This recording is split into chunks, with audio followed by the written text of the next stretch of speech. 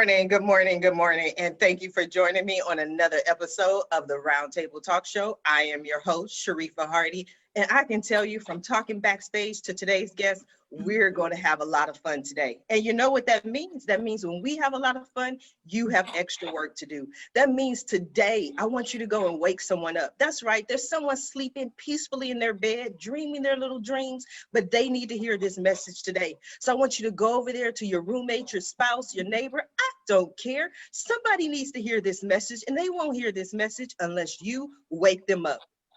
Because what?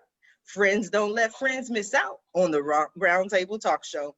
So while you are finding your friend, I'm going to make a new friend. Our first guest is Andrea Albright.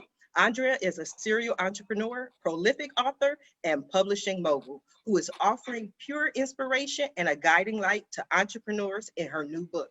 As the world grapples with uncertainty, she offers a gift to those who seek to move humanity forward by giving them the tools to recognize, articulate, and implement their own unique vision and create lasting change on a global level while earning the money they deserve. Did y'all hear me? She said, while earning the money they deserve. That's all I heard out of that whole bio. Good morning. How are you? Hello. Good morning. I'm so happy to be here. I am happy to have you. Tell us a little bit about yourself. Who are you and what do you do? Yes, well, I am a publisher, I'm an author, and I specifically focus on helping people to write books that build their business. I'm an author of over 26 books myself, and I've used internet marketing and press and publicity in order to create movements in some of the most competitive industries like fitness and health and entrepreneurship and now publishing. Okay, but you look 26. How do you get 26 books at 26? I'm confused. Oh my gosh, you're my new best friend. Can we just hang out every day? And thank you. I appreciate that. I've written over 20 books on health and fitness. It's a big part of my life. And I'm happy to say I'm 43 years young and feeling better than when I was in my 20s. Go, girl, you look it. We are gonna be BFFs for real because I would be 45 in March. You know what I mean? We having the time of our lives right now. That's time. 40s are amazing. And I just love to be able to inspire women. I've been on the cover of Women's Health and Fitness magazine at 37 years young. And they also interviewed me as a global thought leader because the books that I publish evolve the conversation. And that's really what the power of books can do. And that's why I became a publisher, is to help other thought leaders to share their message and create a movement in their industry. Now, one of the things that you mentioned, though, is many times entrepreneurs have that fear that if I go and do what my passion is, or some even call that if they're calling, they won't be able to afford to pay the rent or the mortgage or pay the bills. That's the biggest fear. What do you say to them? Well, I've been an entrepreneur for 17 years. I started my first business when I was 26 because I had a nervous breakdown in corporate America. Even though I was making great money, I didn't have meaning or purpose. And it was also a really toxic environment. And so making that switch when I did, I remember the fear, I remember the terror. And for many years, my family and my friends were so worried about me. You know, you need safety, you need security.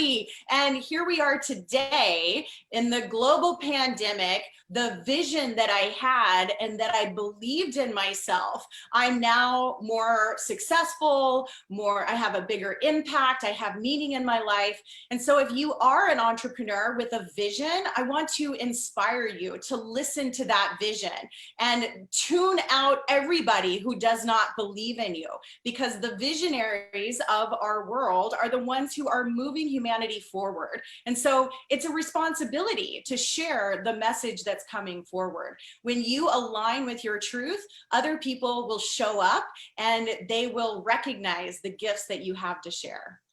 I don't know, but whatever you, like if you showed up in my life, whatever you were selling, I'll buy it. I'm like, I want some of that. I want some of that. Whatever she ate, just copy and paste. I want some of that too. I'm going to come back to you, but I want to go ahead and introduce our next guest, Mr. Dave Collins. Dave is a founder and CEO. He's a nationally recognized trainer, facilitator, and speaker. He is the founder and CEO of Oak and Reeds, which offers practical business training to clients, including CBRE, PayPal, the Kellogg School of Management, and more.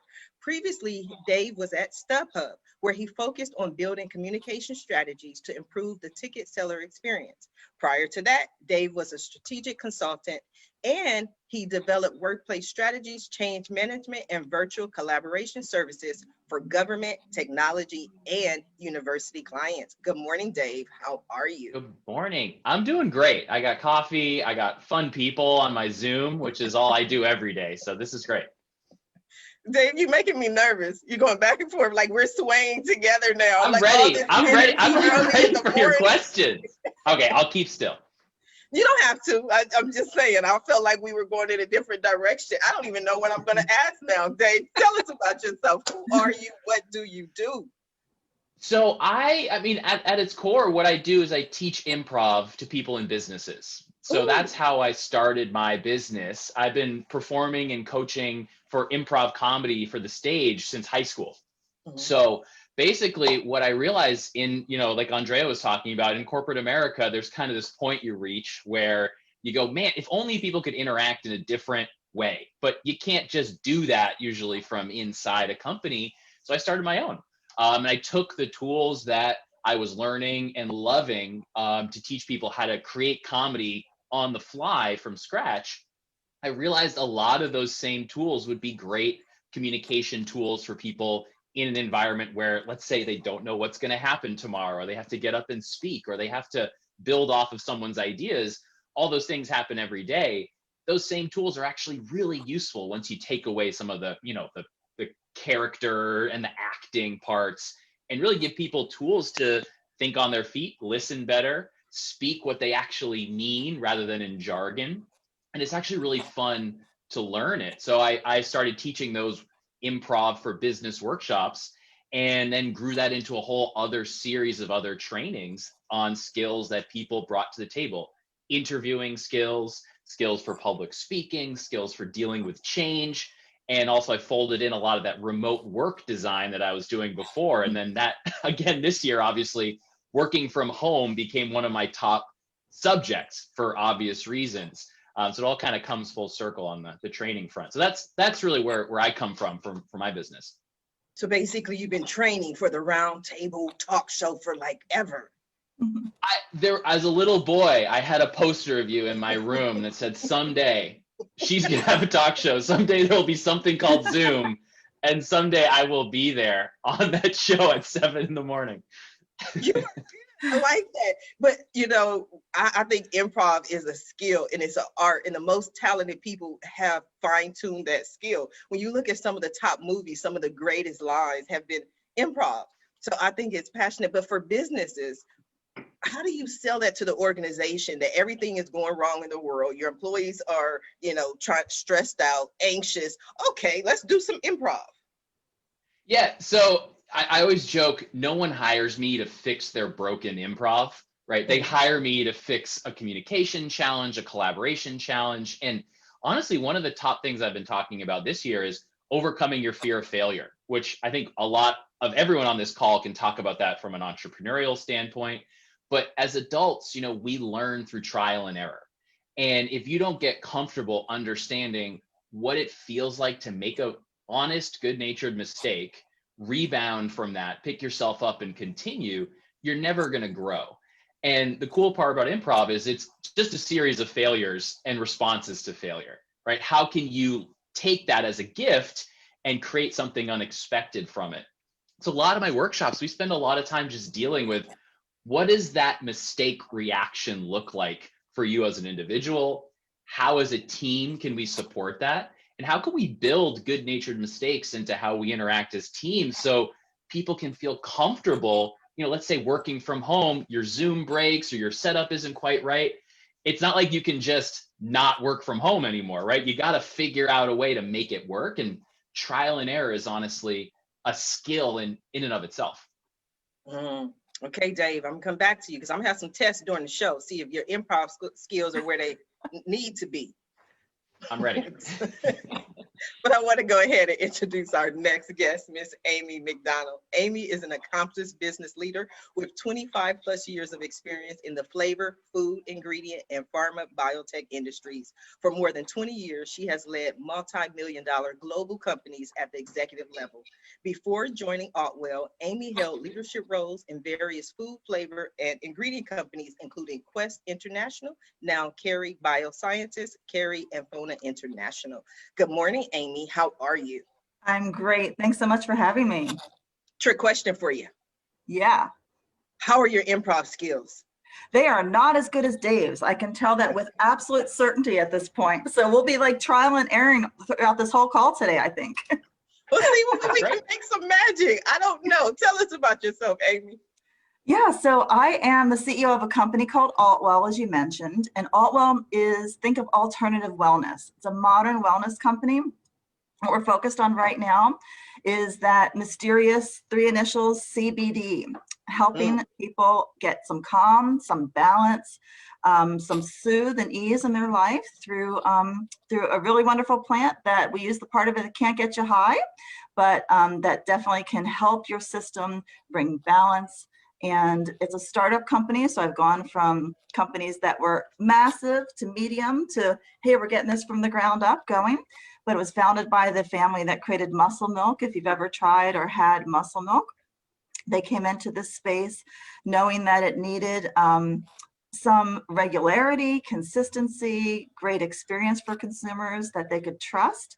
And I'm really fortunate to be leading the team that's helping us get there. Why are you so passionate about it, though, Amy? You're just smiling, you're glowing. Oh, thanks. Well, I think this, I mean, I will tell you honestly, 3 years ago, I knew nothing about CBD and I was probably pretty terrified about it. Wasn't really in my space. And, but I'm a scientist by background. And as I started studying it, I realized this product could help people of all ages. I mean, my 83-year-old parents are on CBD now to help with like those daily aches and pains and joint. And then, you know, I have 20-year-old nieces and nephews that are going through a very anxious time, as we all are in our life right now, and that product can help them. I'm in my 50s myself. Sometimes when you get to certain ages, you have difficulty sleeping at night. So I'm really passionate about it because I think no matter what generation, no matter what stage of life you're in, this is a product that can really help you. And we're kind of discovering the secrets of nature in a lot of ways. I mean, this product's been out there for hundreds of years. And, you know, we're just at the tip of the iceberg and understanding what CBD can do. That makes sense because when you see someone who's so passionate as you are, it's usually some type of personal testimony. And so when you started with your 83-year-old parents, I was like, yes, that's it. Because you see something work, you see, and you're like, okay, I got to share this with everyone. I have more questions for you, Amy, but I want to go ahead and introduce our next guest. And our next guest is a professional. He's going to help me today. He didn't know it, but he's going to help me today because this is one of those days when I need a little help. So he's going to co-host today's show, Mr. Chris Van Vliet. You may recognize him. Chris is a 4-time Emmy Award-winning TV host, entertainment reporter, and YouTuber based in Miami, Florida. He has traveled the world reporting from events like the Oscars, Grammys, and the Cannes Film Festival. Good morning, Chris. How are you? Good morning, Sharif. I didn't know I was the co-host now, You so are. thank you. I Wow. broke up. That's why I made you last. This is great. So I've since moved from Miami. I'm now on the West Coast with all you guys. I'm in Los Angeles now. Oh, welcome home. Welcome home. This is the home of Hollywood. It's and it's not nearly as humid here. Yes, I went to Florida and people always talk about it. I'm like, that would ruin my hair. Like, we already talked about our hair, Chris. Right. But I will say I'm originally from Toronto. So anything that's not snowing for 5 months of the year is fine by me. Yeah. Now I'm looking around your room and of course I see your awards and I think that's beautiful. Your accomplishments. I see the Hollywood, all that. But you know what struck my eye? The first thing that struck my eye was the be great, be grateful. And I think that if you can be grateful, you'll live a great life. And I think that especially what's going on over the last year or so It's so easy to focus on what's wrong in our lives, what's wrong in the world, but what's right is always available as well. And if you can focus on those things that are going right in your life, I think that a lot more things will start to go right. So I start and end every day by saying out loud 3 things that I'm grateful for.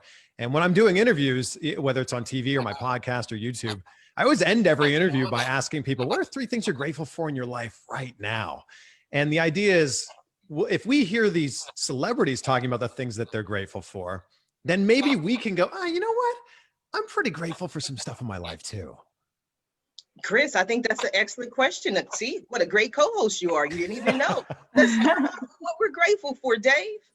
3 things. I was just doing this with my girlfriend and partner. I am grateful, one, that I have a job I can do safely. I am grateful for the fact that I can exercise without pain.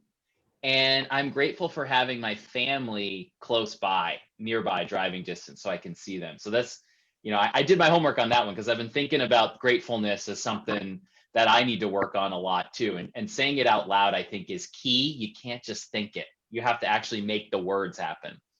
Yes. Andrea. Yes, well, I am grateful for many things. Gratitude is also a cornerstone of my life and my mindset. And I would say right now in this moment, I am grateful for my health.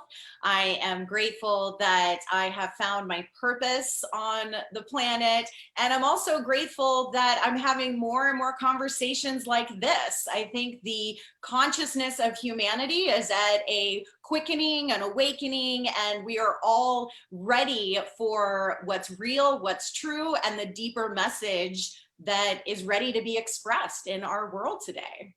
Yes. Amy? So first, I am originally from Chicago and have been in California just for 6 months. So I'm grateful that it's not icy and snowing outside. Yes. That is Amen. one. And I am grateful for just being surrounded by, great people, whether it's a podcast like this, my team, my family. Like, I just look and I'm just so grateful for the people in my life.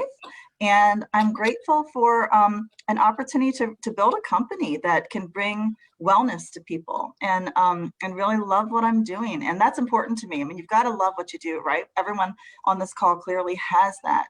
And it brings energy every day. And it's just awesome. Oh, that is so beautiful. I want to copy and paste what everyone said and then add my own 3. I'm just grateful to be alive. You know what I mean? It's January of 2021. Last year was a hard year. So I'm just grateful to be here. Second, I'm just grateful for all my friends and my family.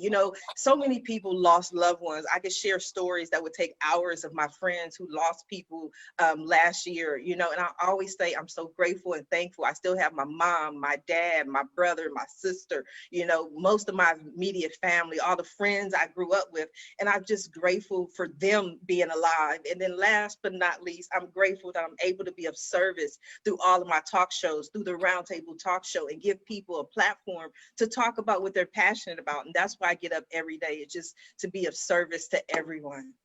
How is that, Chris?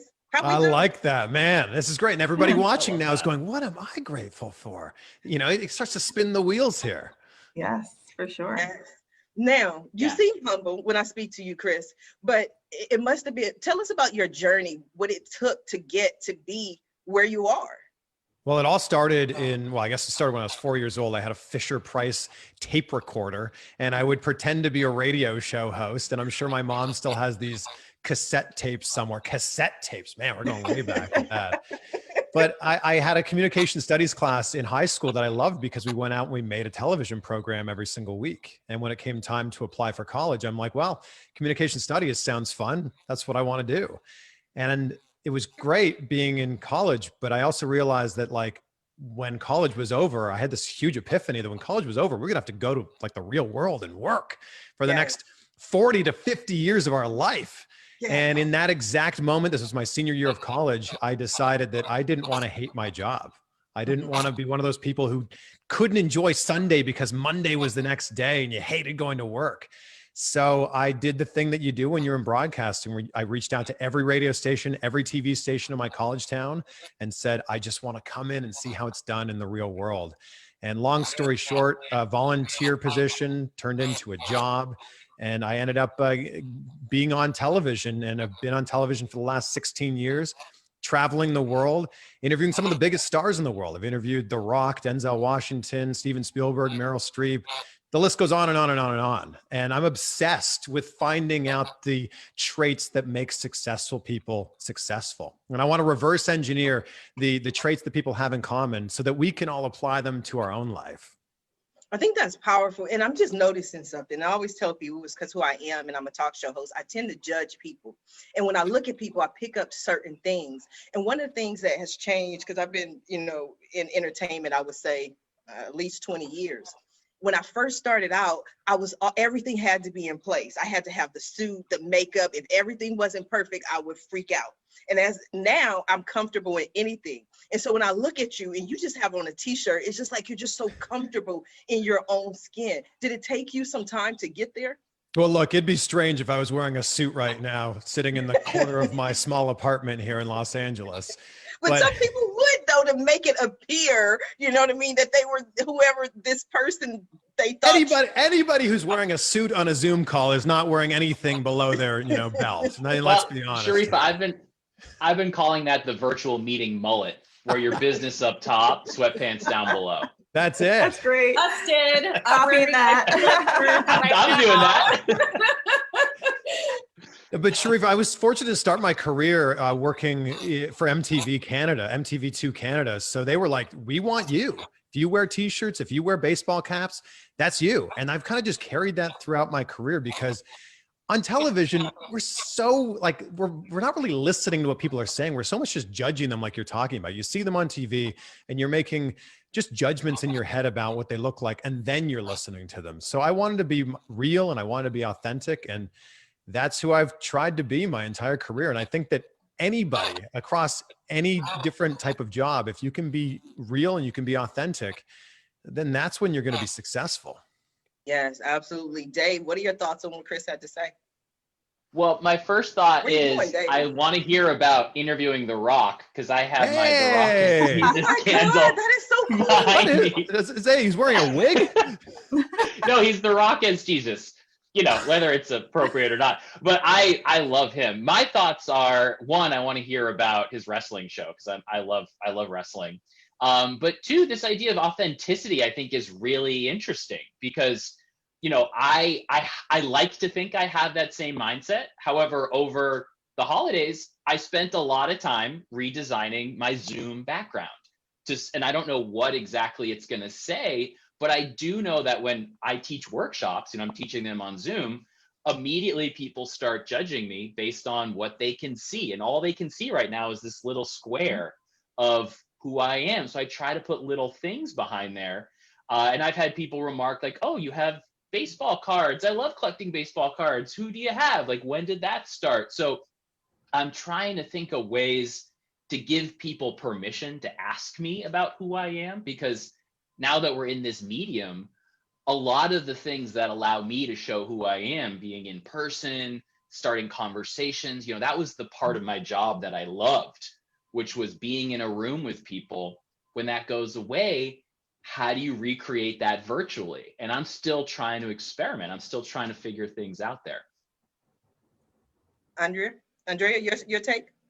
Well, yes, the most powerful brands are the ones that are authentic. And what we're really talking about is, how do you make the biggest impact with your voice, with your message, with the vision that's coming through you? And we are visual creatures, so we receive a lot of visual images before the mind can even process it. And so when you're looking at how do I make the greatest impact, you want to think about, how am I presenting my brand? The background, the clothes I'm wearing, the way that I'm communicating, all of that makes an impression in your audience and in your market. And I even take this further to the books that I publish, because a lot of authors are just putting these books together and throwing them out there without really looking at, well, what is your authentic brand? Where are you coming from? Because when you can align with that, it will make a bigger impact and you'll attract the people whom you're meant to serve. what if you're a new entrepreneur, you're just starting out, you can't figure out what your brand is, you're not sure, you know you're passionate about something, like they're passionate about motorcycles, but what makes them different? What makes how do I find my voice in a sea of voices?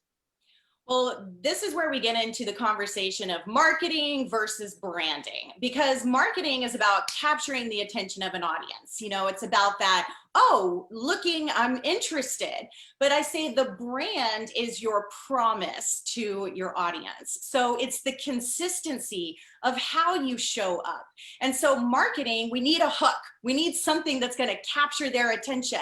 But then the brand is what's going to keep them coming back for more. And so really start to think about, what do I want to stand for? What is my message? What is the vision that's coming through me that I want to share? And the more purpose and intention you can put forth with your social media posts, with your fashion, with your appearance, with your set, that all carries a consistency of the promise. And the power of a brand is now available for everyday entrepreneurs. You don't need multi-million-dollar marketing and branding budgets to start thinking about, what is the promise that I want to make and carry through to my audience? I agree. And you represent your brand well. Like if I were to look at you, I would just assume you were a flight attendant, just basically. Because of the neck, because I would, you know, my first job out of high school was TWA. That's what I see, a lot of flight attendants. But your brand also shows that you are well put together, that you take a lot of time and effort, and you are key on the details. And those things are very important.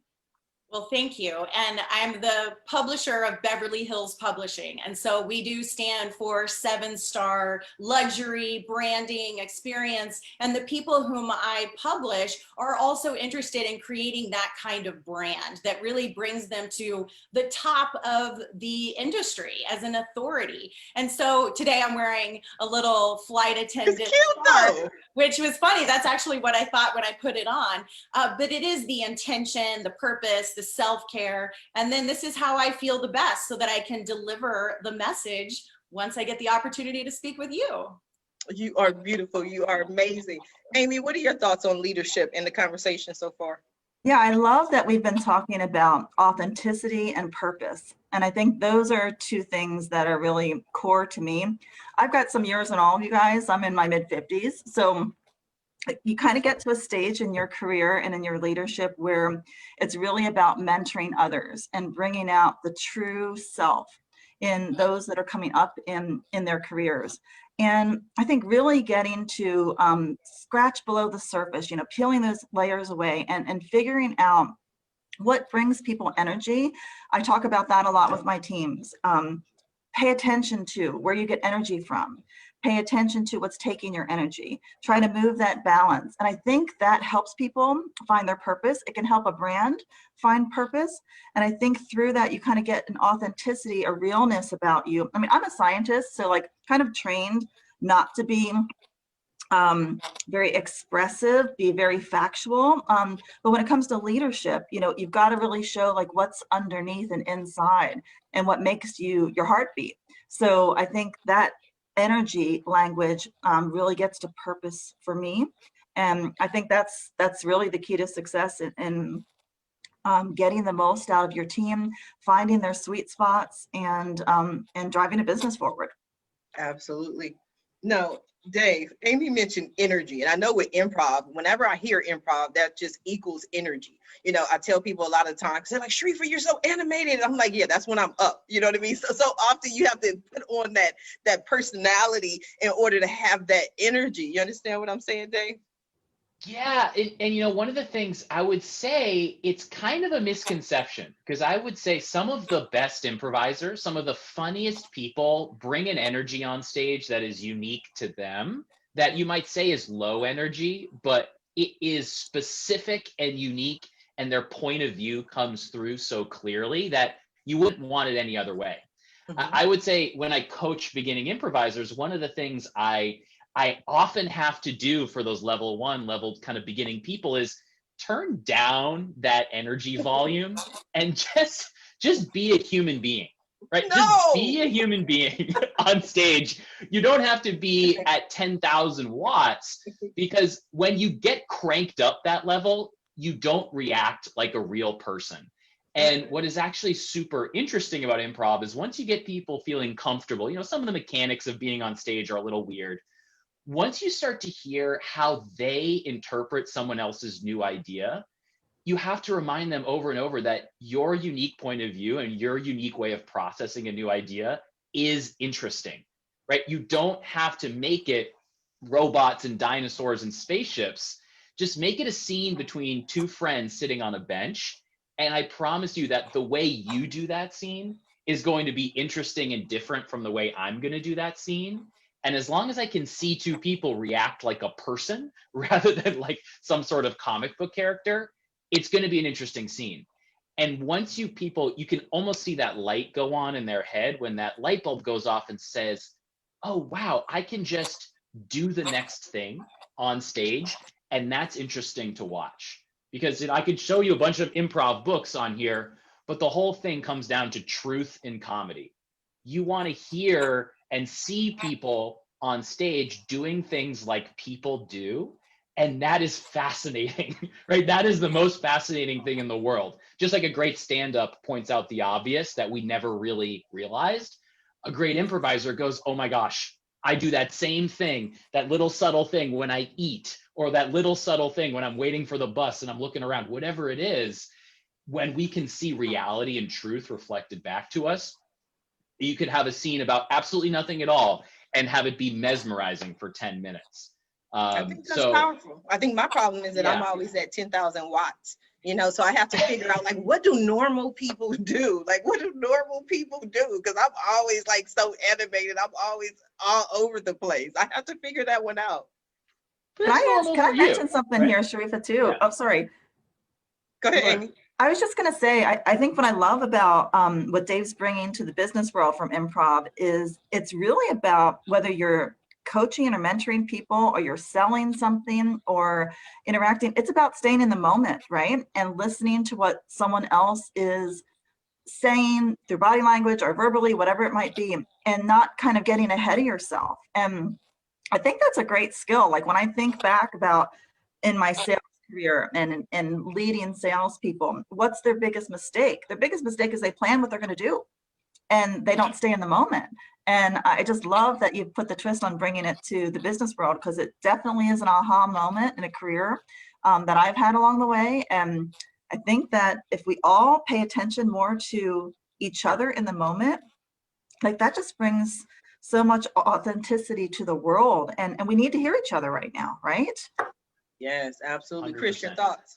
I think the reality is we're improvising all the time, right? We don't live by a script.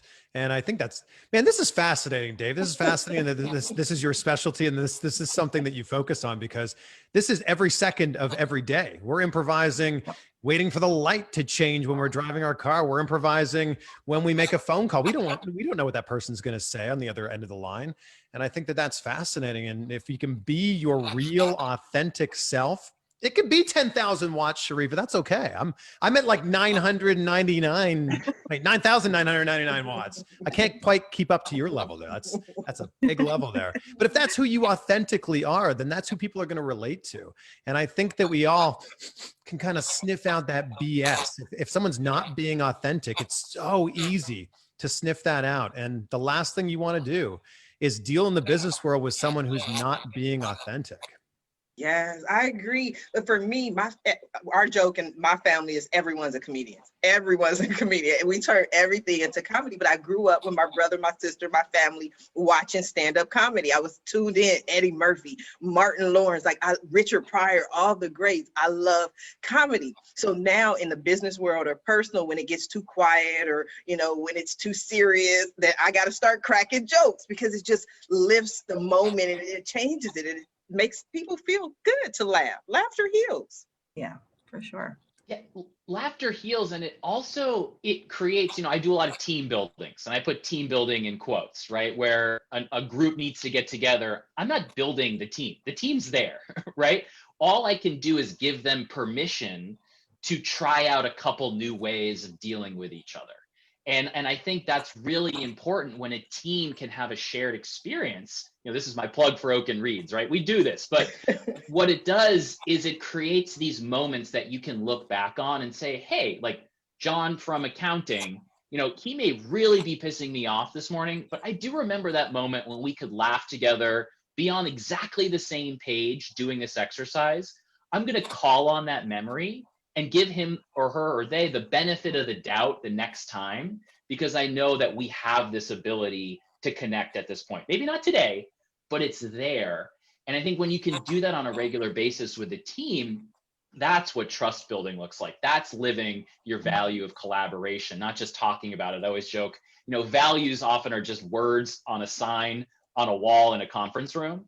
But when you actually live them through behaviors, that's when teams get really, really strong. I definitely agree. Andrea, one of the things that you talked about is the brands. And over the last year in COVID, I've watched a lot of brands, and some of the brands I've really questioned, you know, how authentic they were. I always give this one example that I love. I was watching a Verizon wireless commercial, and even the music and the tone was like, oh, we're here to help you, you know, and then you hear the host, he's like, we're here to help you 24 hours a day, 7 days a week on VerizonWireless.com. And I was like, okay, is that new? Is that like, you know, haven't that always been there? So it didn't resonate with me. It didn't make me feel like they were being authentic. If they would have put a special call center or customer service team in place to handle those calls, I would have felt that they cared. Maybe that's just me. Well, what you're referencing is part of the global consciousness that we are all awakening to. You know, more and more people are tuned in to their inner thoughts, their inner feelings. You could even say like psychic abilities if you want to go there. And it's not just you who's experiencing this. Humanity as a collective is now resonating on deeper levels of intuition and emotion. And so this is back to the authenticity. If you are trying to coerce or trying to inflict an unnatural response, people can tune into it. And, you know, the beginning of social media, I've been on the internet since 2006. And so I saw the change of social media turned on all the lights. You can no longer just be a corporation or a business with a forward-facing marketing, branding, deployment tactic without actually having the back-end compassion and care for your community and the people who are interacting with your business and your service. And so it's all part of this quickening, this awakening to truth, to alignment. And the great thing is when you are an entrepreneur who has a vision to help humanity, now is the best time in our history to get your message out there. And so it's just a clearing away of what's no longer working and an opportunity for the emergence of truth, authenticity, and true service to humanity to rise. I'm just saying, whatever I just want to buy you, just all 26 books, or just send them to me. I want everything. Your plan. What do you do? How do you just take people, coach them? I want to sign up for whatever it is, webinar, teleseminar, whatever. Count me in. I love it. Well, thank you. No one's ever bought all 26 books of mine at one time before. You're I want everything. That's great. Chris, your thoughts?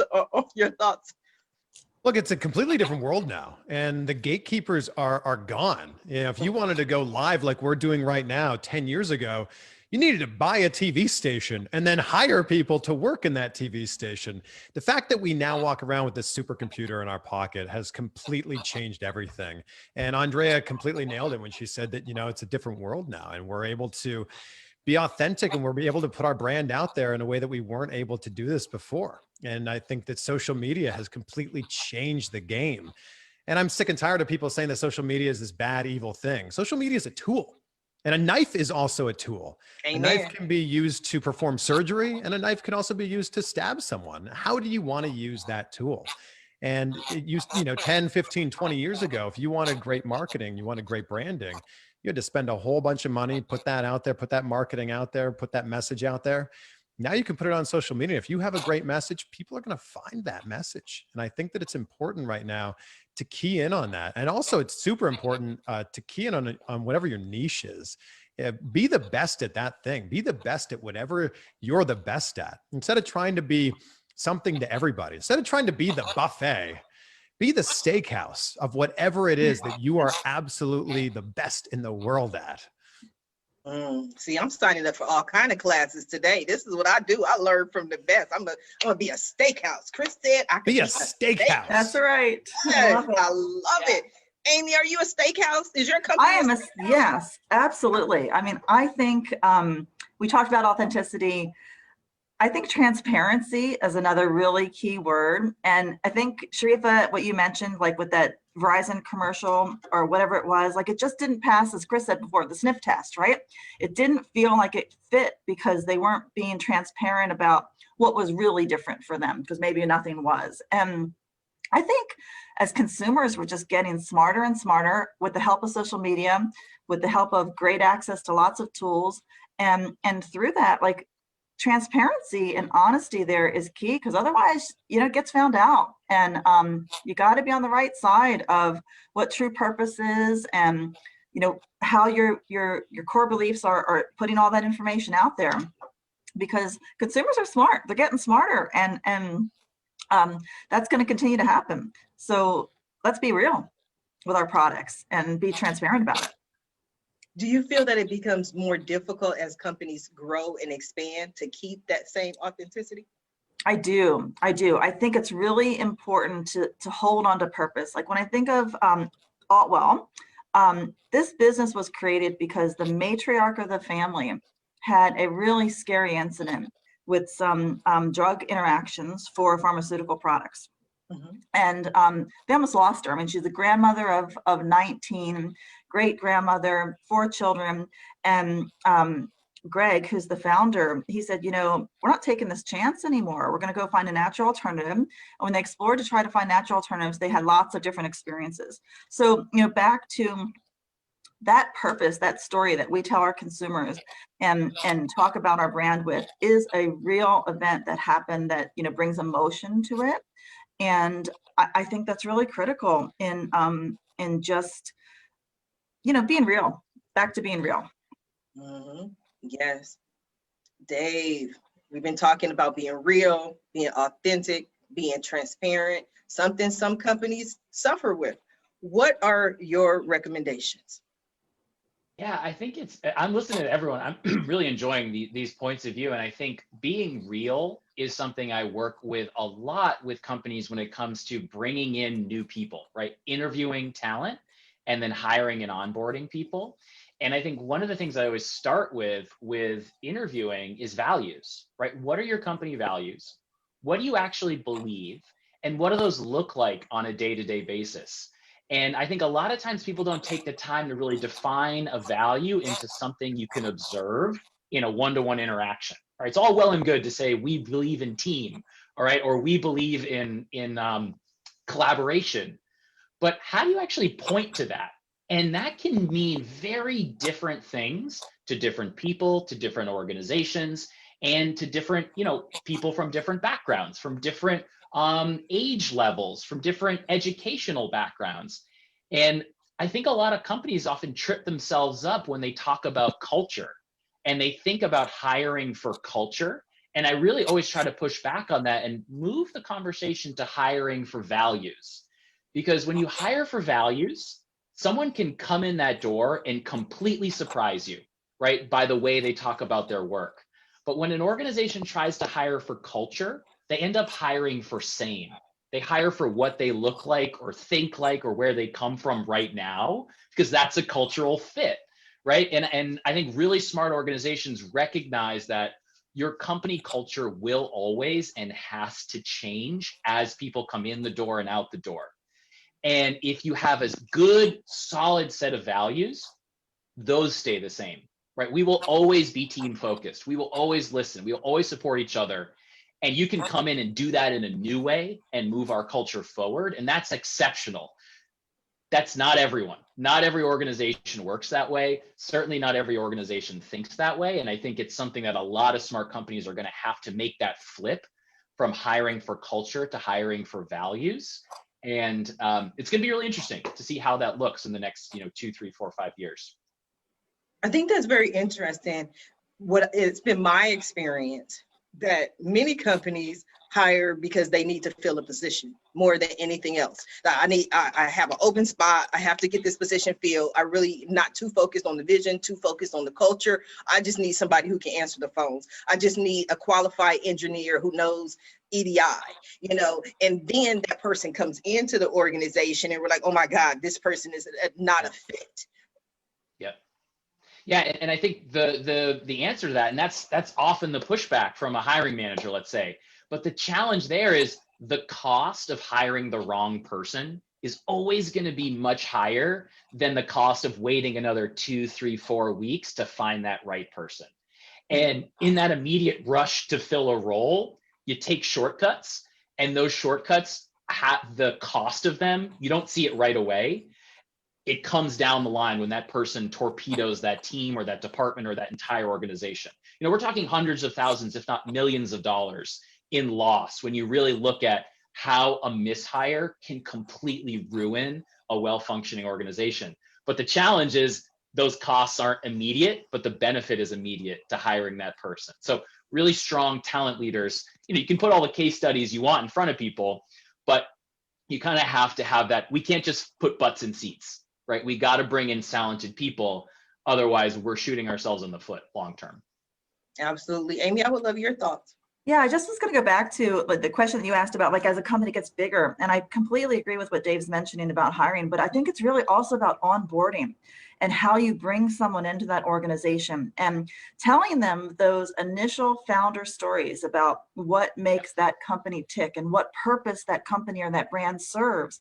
Because as you get bigger, and you have multiple layers, it's really hard to keep those stories alive and on top of everyone's mind. And ultimately, that's what drives growth, right? Back to that purpose, back to why did this company initially connect with consumers to bring and fill what gap? What was their why? And as you put somebody in a new position, might be 100% the right person, but if you don't onboard them correctly and caretaking them through that journey of the why behind your company, you can easily fail there too, and disenfranchise and disengage that person, even though they were the perfect fit. And I think too few of us pay a lot of attention to that onboarding. I mean, we're so grateful that, great, we've got this new person in the role, we found it, check that box, move on, keep going, get that engine going.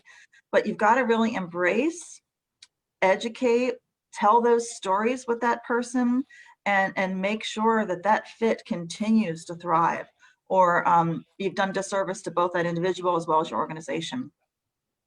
Absolutely. Andrea? Mm-hmm. Yes, I'm loving the conversation. And of course, I'm a publisher, so I'm always going to go back to books, right? And some of our clients use the books as the way to carry forward the vision of the company. And so this is what I mean by using the book to build your business. Some of our CEOs say, you can't even apply to work for my company unless you buy my book, you read it, and then in the interview process, we talk about your feedback. What did you learn from the book?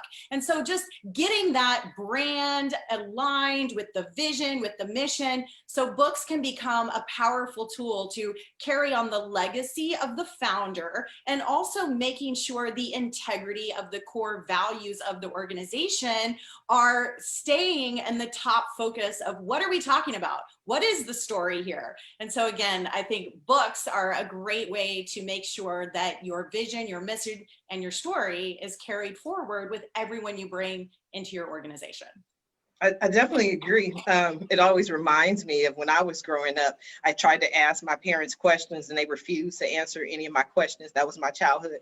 They would tell me, look it up in the Encyclopedia Britannica. That would, no matter what my question was, that's what they will always tell me. And now my kids they'll be 24 and 27 this year. And so they were growing up trying to ask me questions, and they would ask me whatever, how do you do this math? And I'd be like, GOOGLE. That was my answer for everything, So so I think that's important to be familiar. And, you know, so many times I've interviewed potential new employees and they have absolutely no idea what the company is, what we do, what our product is. And I ask a lot of questions to see how much research they've done. This has definitely been a very interesting conversation and I am enjoying it. But we are coming down to the last few minutes of the show. And what I love to do at the end of every show is just simply allow my guests the opportunity to speak directly to the audience, to everyone who is watching this show live, as well as everyone who is watching in the archives, and let them know what you want them to take away from your appearance here today. And we're going to start with you, Amy.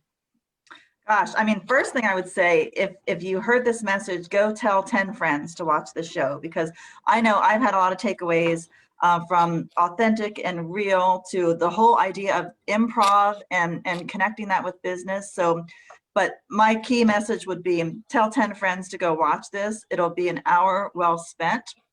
And thank you so much for having us here today. You are so welcome, Amy. Thank you. Dave, what do you want to tell the people?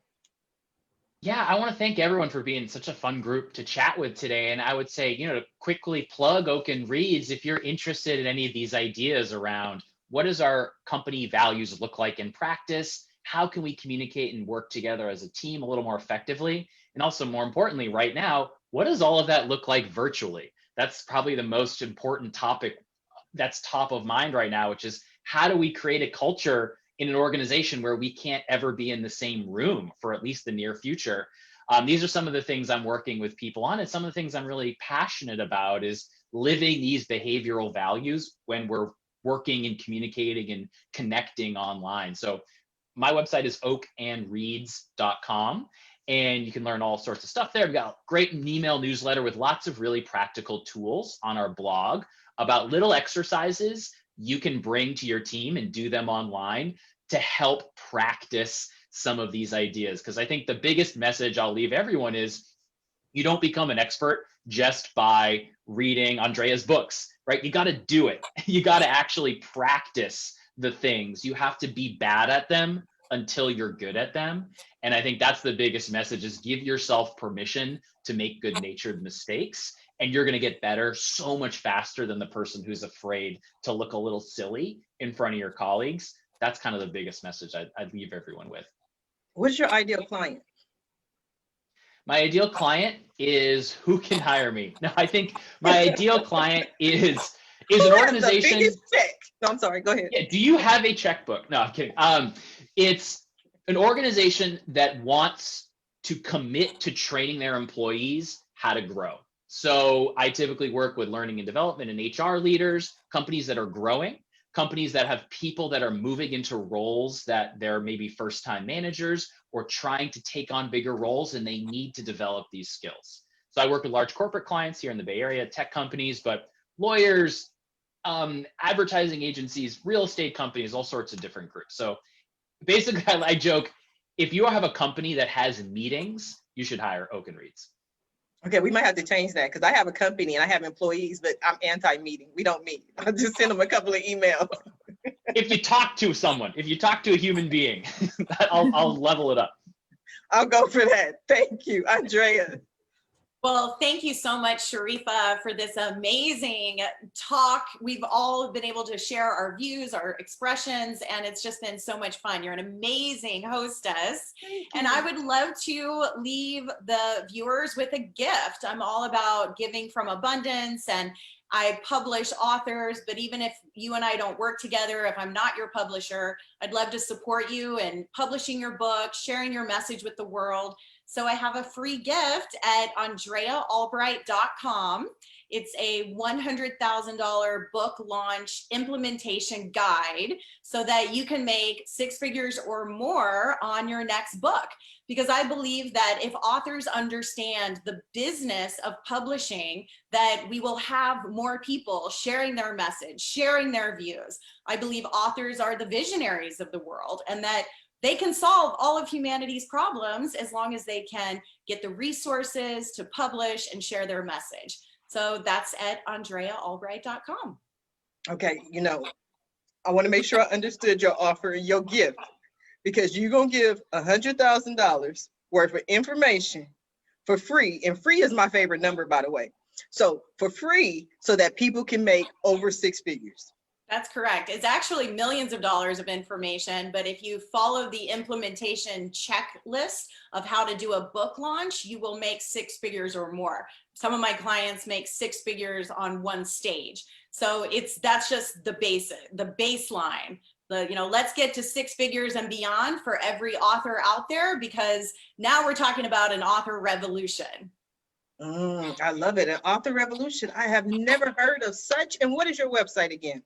AndreaAlbright.com. Yes, ma'am. And my co-host, Chris, what do you have for us? Well, Sharifa, thank you for being such a great host. And Dave, Amy, Andrea, thank you guys for bringing your insights to this conversation. What a way to kick off our Tuesday. I love that. Yes. Go California. No, I'm just kidding. Yes. Early in the morning. Sorry. Yeah. The thing I want to leave people with is be specific about what it is that you want. If there's something that you want, if there's someone out there doing the job that you want or doing the thing that you want, that just means it's possible for you to do it as well. Maybe they're at step 17 and you're at step 1, but just reverse engineer those steps, 17, 16, 15, back to where you are. And I always say vague goals get vague results. And here we are at the start of a new year. Everyone set their New Year's resolutions, and most of them are just such terrible New Year's resolutions. I want to lose some weight.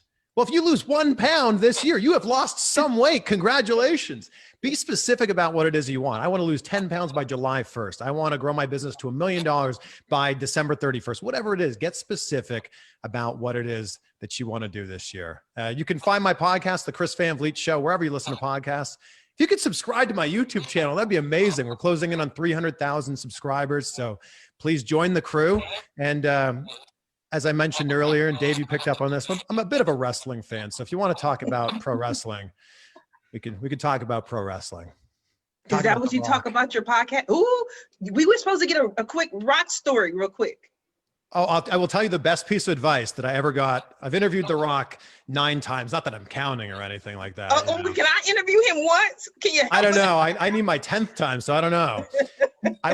So I interviewed The Rock for Ballers, the TV show where he plays a retired football player. And it was The Rock's goal, The Rock's dream in life to be an NFL player. And that obviously didn't work out for The Rock. He ended up taking a completely different path.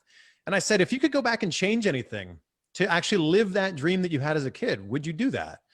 And he goes, no, I wouldn't change anything, because the best things in life are the things that don't happen. And it's so true. Sometimes you think that things are supposed to go a very specific way, and then you veer off. And if you can veer off and go with that, you can have an incredible life, an incredible career. And I think that Dwayne Johnson's a perfect example of that.